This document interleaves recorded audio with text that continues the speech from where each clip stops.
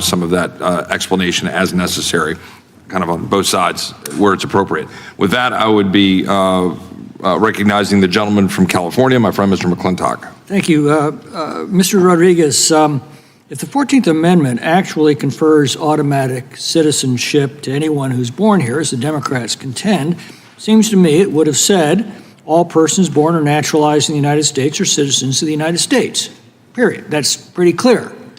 But as you know, that's not what it says. It says all persons born or naturalized in the United States and subject to the jurisdiction thereof are citizens of the United States. Well, what does that mean? Hey, folks. Welcome back to America Patriots, the channel where common sense is still legal, the Constitution still means something, and we break down Washington nonsense, so you don't have to lose brain cells doing it yourself. Before we get rolling, make sure you hit that subscribe button, smash that like button like you're swatting a mosquito in Texas summer, and drop a comment so the algorithm knows freedom isn't dead yet. Seriously, it helps more than Congress helps anybody. All right, so I just watched this hearing clip, and folks, grab your coffee, your flag, and maybe a stress ball, because we got some things to unpack. Well, the courts have interpreted subject to the jurisdiction thereof in other contexts for purposes of due process or equal protection, and it's certainly been broader than naturalized or legal residents. So it's still... But has the Supreme Court ever rendered a decision on whether it applies to those who are illegally in this country, who have never sworn allegiance to it, and have defied its laws to be here in the first place, and under its laws are subject to deportation as soon as encountered? I realize the ARC decision was rendered 127 years ago, but that applied to legal immigrants who accepted the jurisdiction of the United States by obeying our immigration laws and who'd taken up legal permanent residence subject to a treaty ratified by the Senate. Right, there seems to be no directly on-point Supreme Court decision that says that the children of illegal immigrants are or are not citizens.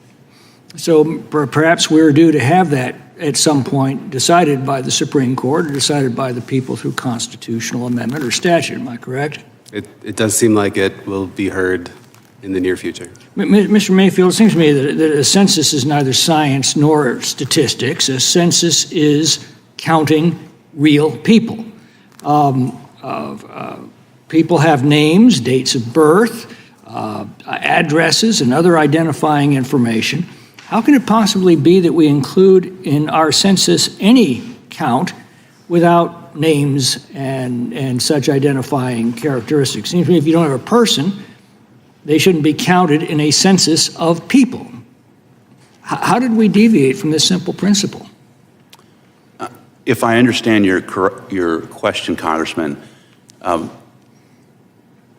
the first aspect of the census is voluntary compliance with it. Every American is required to answer it by law, but the deal that Congress has made is that that information will not be disclosed.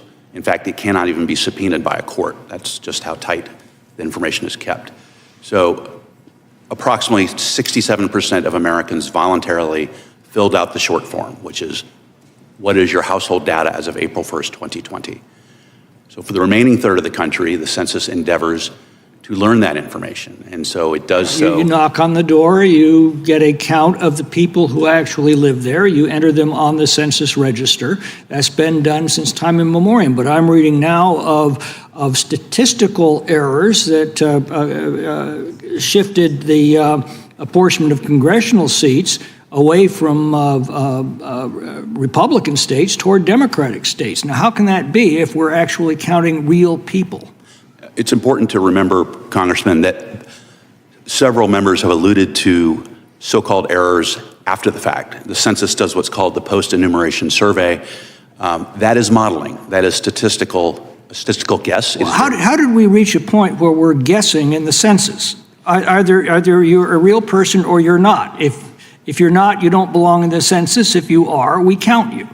Well, as Justice Scalia pointed out in Department of Commerce versus the House of Representatives, it's imperfect science, enumeration, but it's better than anything But else we've got. It's not science. It's the matter. It's a simple matter of counting real people. Well, Congressman, there are many people who are very hard to reach. For instance, homeless people, which the census works very hard to count. There are people So who are you mobile. work very hard to find them, but if you can't find them, you don't make them up. That's not a real census. That's guesswork. Mr. Miller, any thoughts? Yeah, it is extremely important that the data that is collected, at least the sensitive top secret version of this data, be highly accurate, and that we don't just invent people, because like former processes have just swapped people. The new process literally deconstructs a person and every characteristic, and then just in the aggregate creates them elsewhere in a whole bunch of different profiles all over the map. It's a complete mess. There's all sorts of constitutional problems with the way we've done it that have impacted redistricting.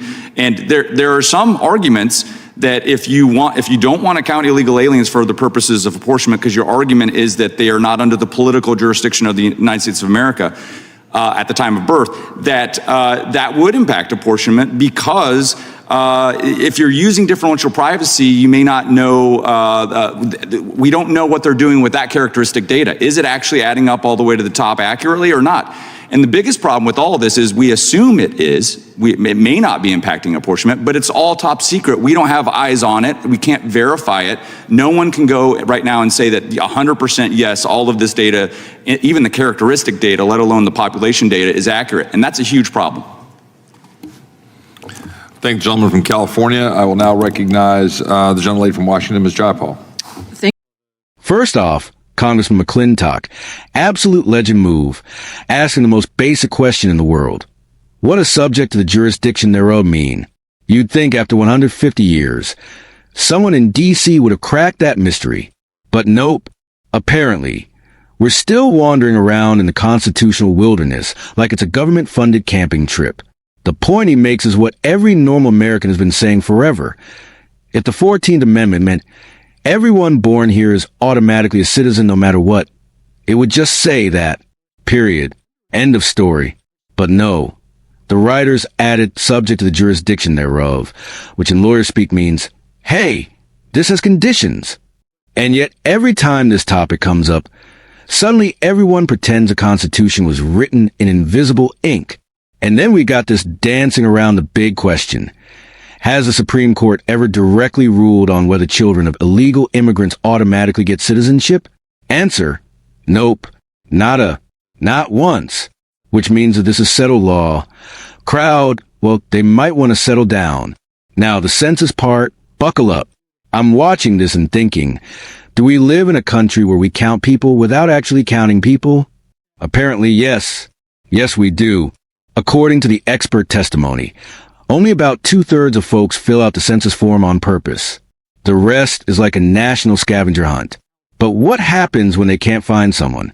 Do they shrug and say, well, guess that's one less? Nope. They estimate. They model. They guess. Because nothing screams constitutional republic like government-approved guesswork. McClintock basically asks the question we're all thinking. How in the world do you shift congressional seats between states because of statistical errors if you're supposedly counting real human beings? And the answer he gets is basically, well, you see, Congressman, enumeration is a imperfect science. Excuse me? Counting people is not molecular physics.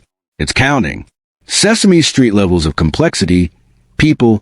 But the real plot twist is differential privacy, a fancy way of saying we scramble the data like it's a spy movie and then hope everything still adds up.